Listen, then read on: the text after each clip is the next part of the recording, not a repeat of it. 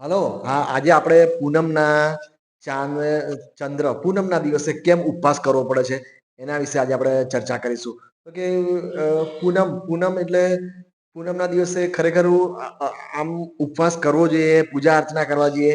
કેમ કરવા જોઈએ? કારણ કે શું છે કે પૂનમનો જે ચાંદ છે ને એ 16 કલાએ ખીલતો હોય, પૂરેપૂરો ચંદ્ર હોય. એનું આકર્ષણ પૃથ્વી ઉપર ઘણી જગ્યાએ હોય જ છે. એ તો આપણે અને વધારે પાણીમાં એનું વધારે તમને દેખાય આવે છે. જો કદાચ કોઈને ના ખબર પડી હોય તો તમે સમુદ્ર ઉપર કિનારે જાઓ ફરવા, તો તમને ખબર પડી જ જાય કે પૂનમના દિવસે શું છે કે ભરતી આવે છે.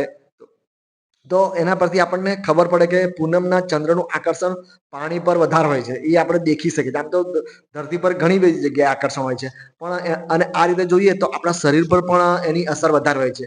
અને એમાં બી આપણે બુક્સ પ્રમાણે જોઈએ તો કે મગજ ઉપર પૂનમના ચાંદની વધારે અસર હોય છે. એટલે કહેવાનો અર્થ છે કે જે દિવસે પૂનમ હોય છે ને એ દિવસે એની આગળ અથવા એક દિવસ આગળ અથવા એક દિવસ પાછળ અથવા પૂનમના દિવસે શું છે કે જે માનસિક રોગીઓ હોય, મગજના રોગીઓ હોય, અથવા જે મગજને રિલેટેડ જે બી રોગો હોય એમાં વધારો દેખાય છે.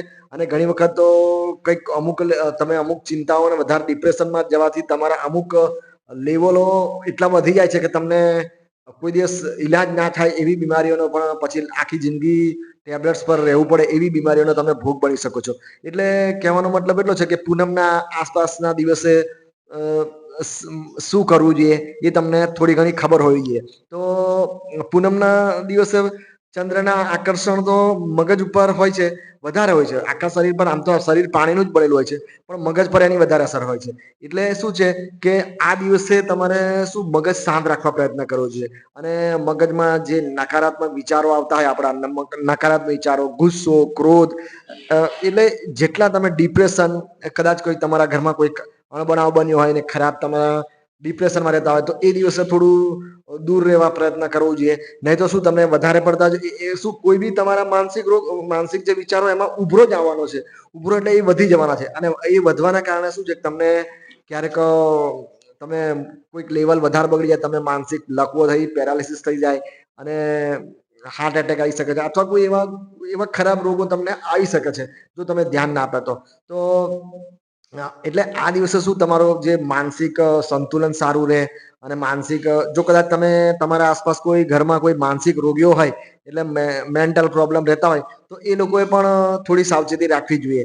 તો અને જે લોકોને માનસિક કોઈ ડિપ્રેશન ઘરમાં કોઈ એવું બન્યું હોય તો પણ ખરાબ બને. અથવા પછી આ દિવસે કરવું શું કે જો કરવું શું તમે જ્યારે બી એના માટે તમારે શું સકારાત્મક વિચારો આવે તમારા મનમાં અને તમારું મન શાંત રહે, ફ્રેશ રહે અને ખુશ રહે તો વધારે સારું. તો એવા જો વિચારો હોય ને એમાં જો વધારો આવે તો આપણા શું થાય કે જે અમુક લેવલ આપણા ખરાબ હોય, ડાયાબિટીસના, કોલેસ્ટ્રોલના અને જે બી અંદર આપણા જે શરીરના અમુક એસિડિટી બધા ઘણા લેવલ હોય એ ધીરે ધીરે કંટ્રોલ આવે. એટલે કહેવાનો મતલબ છે કે તમારે જો તમે મહિનામાં પૂનમના દિવસે, અમાસના દિવસે, આ 2 દિવસ અમુક એવા જે માનસિક મગજને બહુ રિલેટેડ કહેવાય, તો એ દિવસે તમે મગજ શાંત રાખો તો તમને આવનાર સમયમાં ઘણા મોટા રોગોથી બી તમે બચી શકો છો.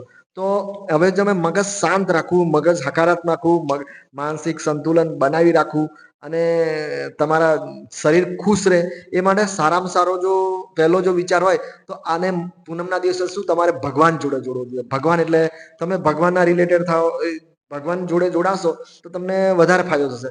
તો એ દિવસે શું તમે પૂજા કરી શકો છો, અર્ચના કરી શકો છો, આરતી કરી શકો છો, ઉપવાસ કરો તો અથવા કોઈ એવા સ્થળ પર જઈ શકો છો જ્યાં ધાર્મિક સ્થળ હોય કે જેનાથી તમારું મન શું શાંત રહે, હસમુખું રહે, ખુશ રહે અને તમે આમ કહેવાનો મતલબ કે તમે શાંત રહો, ખુશ રહો અને પ્રેઝન્ટ વર્તમાનમાં જીવો. એ દિવસે શું તમે તમારા ફક્ત જે કોઈ ધાર્મિક સ્થળની મુલાકાત લીધી હોય, તમારા ઈષ્ટદેવની કોઈ મુલાકાત લીધી હોય અથવા એ દિવસે કશે ના જવાય તો તમારા ઘરમાં બી એક પૂજાનું સ્થળ બનાવો.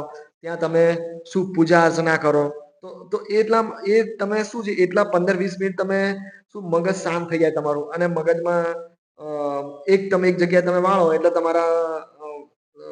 તમને શાંતિનો અનુભવ થાય. હવે આ બધા જે તમે મગજમાં શાંતિવાળા અને હસમુખાવાળા વિચારો રાખો એ દિવસે તો શું છે એમાં વધારો થાય. હવે એમાં વધારો થાય એટલે ઉભરો આવે તો એમાં ઉભરો આવે. એટલે શું છે કે ગમે તે રીતે આપણને એ દિવસે કઈ ને કઈ ફાયદો દેખાઈ જાય છે. એટલે આપણા ધર્મગુરુઓ અને આપણા વડીલોએ પણ આપણને સલાહ આપી છે કે પૂનમના દિવસે, અમાસના દિવસે ઉપવાસ કરવા જોઈએ. ધાર્મિક આપણા જે ઈષ્ટદેવ હોય, ધાર્મિક કોઈ એવું સ્થળ હોય ત્યાંની મુલાકાત લેવી જોઈએ. ધાર્મિક આપણા ઈષ્ટદેવને યાદ કરવા જોઈએ. એટલે કહેવાનો મતલબ છે કે આ દિવસોમાં તમે જેટલું બને એટલું મન શાંત રાખો, મન કંટ્રોલ રાખો. કામ, ક્રોધ, ગુસ્સો, લોભ, મોહ એનાથી દૂર રહો. કેમ કે જો એ વસ્તુમાં તમે પડશો ને ચિંતા, ડિપ્રેશનમાં, તો એમાં ઉભરો આવી શકે કાં તો ના આવી શકે. પણ 99% આ દિવસોમાં આવવાના ચાન્સીસ વધે. હું એવું નહીં કહેતો કે ભાઈ આ દિવસે એટલે કે કામ, ક્રોધ, લોભ ને ડિપ્રેશનમાં તમે હો, કોઈ બી એવી ચિંતામાં, તો એમાં ઉભરો આવી શકે, આવી બી શકે અને ના આવી શકે. જો આવી શકે છે તો કદાચ તમને આગલા દિવસોમાં, પાછળના દિવસો તમે વધારે મુશ્કેલીમાં મુકાઈ ના જાઓ. એટલા માટે આ દિવસોમાં જે લોકોને કોઈ બી હોય શાંત રાખવા પ્રયત્ન કરવો જોઈએ. અને જો કદાચ તમારા ઘરમાં કોઈ એવું માનસિક કોઈ રોગી હોય તો એને તો ખાસ આ દિવસમાં ઉપવાસ કરવા જોઈએ. ભગવાન જોડે જોડાણ કરવું જોઈએ, ભગવાનની જોડે પૂજા અર્ચના કરવું જોઈએ. તો શું છે કે જેટલું બને એટલું આ દિવસમાં તમારું માનસિક સંતુલન સારું રહે, મન ખુશ રહે અને તમારા લેવલો બધા ધીરે ધીરે કંટ્રોલમાં આવે અને સારા રહે. એટલા માટે આ દિવસે ધાર્મિક રીતે બી ઉપવાસ કરવો જોઈએ અને આપણા હેલ્થ રીતે બી ઉપવાસ કરવો જોઈએ. અને તમે મગજ શાંત એક જગ્યાએ ક્યારે વાળો કે તમે જ્યારે કોઈ એક આસ્થામાં જોડાઓ, કોઈ ભગવાનમાં જોડાઓ, તો શું છે તમારું મન એક જગ્યાએ તમારું વળે. બાકી તમે ડાયરેક્ટ ઉપવાસ કરો એ રીતે કદાચ ના બી જોડાય.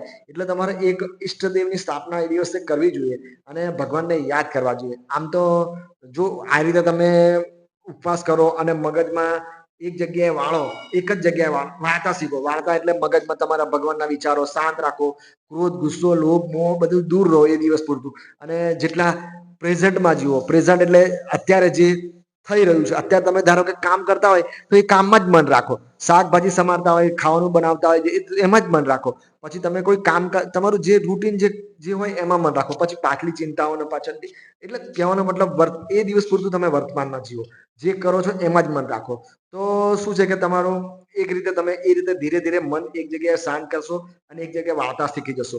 તો અને જે લોકો મન શાંત રાખે, મન એક જગ્યાએ વાળે, એમને તો ઘણા બધા રોગોથી બચી શકાય છે પાછલી જિંદગીમાં. અને ઘણા બધા રોગોના તમારા શરીરમાં હોય એ ધીરે ધીરે તમે કંટ્રોલમાં પણ લાવી શકો છો. જો કદાચ બની શકે તો અઠવાડિયામાં એકાદ દિવસ બી આવું તમે કરો, એક દિવસ ઉપવાસ કરો, એક દિવસ આવી રીતે ભગવાનમાં જોડાવો, તો બી તમને ફાયદો થાય. પણ જો કદાચ કોઈનાથી ટાઈમ ના હોય, કોઈ ના જોડાઈ શકતું હોય ને અમુક ના ફાવતું હોય, તો મહિનામાં એટલીસ્ટ 2 દિવસ તો કરવું જ જોઈએ. તમારે પૂનમ છે, અમાસ છે, કેમ કે આ દિવસોમાં શું મગજ પર વધારે અસર થાય છે ચંદ્રની. તો એક તો આ રીતે માનસિક આપણું સંતુલન સારું રહે. પછી બીજું એક તમે શું કે પૂનમના દિવસે ઉપવાસ કરતા હોય છે જનરલી, તો આપણે ઉપવાસના પણ દેખીતા ફાયદા છે. હવે ઉપવાસના કઈ રીતે ફાયદા થાય? તો કે જો તમે ધારો કે આ રીતે ઉપવાસ કરો, પેલું તો તમે માનસિક સંતુલન, માનસિક શાંતિ તમને મળે. એ રીતે તમે ભગવાનમાં જોડાવતો. હવે જો શરીર માટે જો ફાયદો જોઈતો હોય તો તમે શું કરવું જોઈએ? તો કે ધારો કે તમે એક ટાઈમ જમવાનું રાખો પૂનમના દિવસે. તમે સાંજે જમો, સૂરજ 5 થી 6 વાગ્યાની આસપાસ જમી લો. 5 થી 6 વાગ્યાની આસપાસ જમી લો. પછી રાત્રે કશું ના લો અને આખી સવાર પડે ત્યારે નોર્મલ તમારી એક ચા કે ગમે તે નોર્મલ થોડું, કોઈ નાસ્તા બસ્તા નહીં, કોઈ ફરાળી નહીં, અને એ રીતે તમે દિવસ કાઢી નાખો. અને જેટલો બને એટલો દિવસ કાઢતા શીખો. કેમ કે નિયમ એવો છે કે તમે સાંજે તમે જમો અને આખી રાત તમે પેટ ખાલી રાખો, સવારે બી ખાલી રાખો, તો સાંજે આખી રાત તો તમારું શું છે, જે ભોજન તમે લીધું છે એને પચાવવામાં ટાઈમ જશે. બધા તમારા અણુઓ, કોષો એને પચાવશે અને એમાં ટાઈમ કાર્યરત રહેશે. જ્યારે સવારે તમે ઉઠશો ત્યારે એ કોષોને ખોરાક જોઈશે અથવા કંઈક ને કંઈક કામ કરવું પડશે એમને. ત્યારે શું એમને કેલરીની જરૂર પડતી હોય છે. હવે એ કેલરી એ લે ક્યાંથી? જ્યારે આપણે સવારમાં આખો દિવસ જેટલો બનેલો સવાર 6 થી સાંજના 6 સુધી તમે કઈ જ ના લો, ફક્ત ને ફક્ત પાણી લો અથવા 0 કેલરીમાં લો, તો શું તમને ફાયદા દેખાઈ જાય. બાકી તમે થોડી વારે કઈ ફરાળ લઈ લો કે કોઈ નાસ્તા લઈ લો કે ગમે તે કોઈ ફ્રૂટ્સ લઈ લો, તો તમને જોઈએ એવો ફાયદો દેખાય નહીં. તો એના માટે તમારે શું કરવાનું? આખું પેટ આખો દિવસ ખાલી રાખો, તો શું તમારા શરીરના દરેક કોષોને કેલરીની જરૂર પડવાની. હવે એ કેલરી એમને જીવવા માટે દરેકને કંઈક ને કંઈક કઈ જગ્યાએ, જ્યારે તમે મોઢામાંથી કશું આપો નહીં કઈ કશું આપશો નહીં તો તમારું શરીરના જે કોષો, જે તમારા શરીરમાં જમા ચરબી હોય ને, જમા ચરબી હોય પેટ ઉપર, જાંગ ઉપર, ગમે ત્યાંથી તમારી કેલરી કે એમાંથી કેલરી રહેશે અને એ જીવશે કશું. તો એ રીતે તમને એક વજન ઘટાડવામાં બી ફાયદો થાય. પછી એ જો કદાચ તમારા કોષોની આજુ, ધારો કે તમને લીવરની આજુબાજુ કે કાળજાની કે પછી ફેફસાની આજુબાજુ કે કોઈ બહેનોને ગર્ભાશય કે એની આજુબાજુ કોઈ સેલ્સ એમનો બગડતો હોય, કોઈ કેન્સરની ગ્રોથ થતી હોય કાં તો કોઈ ગાંઠ થતી હોય, તો એ જ્યારે તો તમે આવી રીતે ઉપવાસ કરો તો એની આજુબાજુના કોષો સારા હોય આપણા, એ જ્યારે એમને તમે ભોજન ના આપો તો એ એની બાજુવાળા ખરાબ સેલને મારીને ખાઈ જશે. તો આ રીતે તમારા રેગ્યુલર ઉપવાસ ચાલુ હોય, અઠવાડિયે એક અથવા સલંગ અઠવાડિયામાં 3, તો તમને આ રીતના ફાયદા બી, જો ખરાબ સેલ્સ તમારા શરીરમાં બોડીમાં વિકસતા હોય, કોઈ મોટી ગ્રોથ થતી હોય તો એમાં બી તમને ફાયદો થઈ શકે છે. બીજો એક તમને ઉપવાસનો કઈ રીતે ફાયદો થાય કે તમે જ્યારે કોઈ ચોમાસાની ઋતુ હોય કે કોઈ એવી રોગચાળાની ઋતુ હોય, એ ટાઈમ દરમિયાન શું તમારા શરીરમાં અમુક વાયરસ ઘૂસતા હોય શરીરમાં, હવામાં વાયરસ વધારે હોય તો એ વાયરસ શરીરમાં આવે. હવે તમે તમારા શરીરમાં જ્યારે ટાઈમ આપો તો જ્યારે આપણા સેલ્સને કશું આપણે જમવાનું ના આપીએ, કંઈ કરીએ નહીં, તો એ સેલ્સ શું કરે છે કે જ્યારે આપણા શરીરમાં કોઈ બહારથી વાયરસ આવે તો એમને બી મારીને એમાંથી બી પોષણ મેળવે. તો આ રીતે શું છે કે જો આપણે આપણું પેટ ખાલી રાખશું અને આપણે ઉપવાસ કરતા શીખીશું, કમ્પ્લીટ ઉપવાસ, કઈ નામનો ઉપવાસ નહીં કે ઉપવાસ કરો એટલે એવો નિયમ યાદ રાખવાનો કે એક વખત તમે સાંજે 6 વાગે ખાધું, સવારે આખો દિવસ આખી રાત કશું ના લો, અને સવારથી જે સવાર પડ્યા પછી બી તમે કઈ કેલરી વેલરી કશું ના આપો, કોઈ ફ્રૂટ્સ ના આપો કે કોઈ એવી ફરાળ ના આપો, તો જ તમને આ રીતના તમે તમારા શરીરને એક્ટિવેટ કરશો કે તમારા શરીરના જે અમુક કોષો હોય એને ભોજન ના આપો, કેલરી ના આપો, તો એ શું તમારા શરીરમાં અમુક ગંદકી હશે એમાંથી પોષણ મેળવશે, કાં તો એમના ખરાબ સેલ એમાંથી પોષણ મેળવશે, કાં તો બહારથી કોઈ ખરાબ સેલ્સ, વાયરસ, બેક્ટેરિયા એમને મારીને ખાઈ જશે. તો આ રીતે આપણા શરીરમાં એવી એક શક્તિ રહેલી હોય છે કે જે જાતે જ એના શરીરને સુધાર કરી શકે છે. ફક્ત એના માટે આપણે શું કરવું પડે, એને આપણા કોષોને ટાઈમ આપવો પડે. ટાઈમ આપીએ એટલે થોડું પેટને ખાલી રાખતા શીખવું પડે.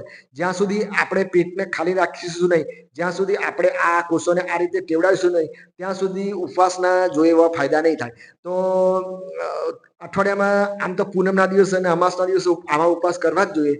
છતાં બી જો કોઈ અઠવાડિયામાં એકાદ ઉપવાસ કરી શકે તો બી સારું. અઠવાડિયામાં 1-2 ઉપવાસ તો બી તમારામાં બહુ ફાયદો થાય. અને કદાચ કોઈ એવી મોટી બીમારી તમારા શરીરમાં આવી હોય, મોટી બીમારી, મોટી કોઈ કેન્સરની ગ્રોથ, તો શરૂઆતના સ્ટેજમાં જ તમે થોડા આવી રીતે થોડા ઉપવાસો ચાલુ કરો તો તમને અમુક ટાઈમ પછી કદાચ રિઝલ્ટ મળવાના ચાન્સીસ છે. ગેરંટી નથી, કેમ કે કેસ તમારા જે કેન્સરના ગ્રોથ કેટલા વધી ગયા છે, કેટલા વિકસી ગયા છે એના પર બધું નિર્ભર છે. પણ જો શરૂઆતમાં તમને ખબર પડી હોય તો તમારા બોડી તમારી અંદરના ખરાબ સેલ્સ ખાઈ શકે છે. પણ હું તો એટલું માનું કે આપણે શરૂઆતથી જ આપણા શરીરને ટાઈમ આપવો જોઈએ. એટલે કે કશું રોગ ના હોય ત્યારે બી આપણે અઠવાડિયામાં 1 કે 2 ઉપવાસ કરવા જોઈએ. અથવા અમુક આવા સારા આપણા જે હિન્દુ ધર્મમાં ઘણા એવા વાર તહેવાર હોય છે જેમાં મહત્વ બી છે, તો એમાં બી ઉપવાસ કરો આ રીતે, તો તમને શરીરને બી ફાયદો થાય, વજન બી ઘટે, અને અમુક માનસિક બી ઘણા જે આપણા લેવલ શરીરના કંટ્રોલમાં આવી શકે છે. તો આ રીતે પૂનમનું બી મહત્વ છે, ઉપવાસનું બી મહત્વ છે. તો સારું, ચાલો ત્યારે વિડીયો જો મારો ગમ્યો હોય તો તમે લાઈક કરો, કોમેન્ટ કરો, તમારા ગામનું નામ લખો તો મને બી ખબર પડે કે નેક્સ્ટ ટાઈમ મારા દર્શકોને ખરેખર મારા વિડીયો ગમે છે.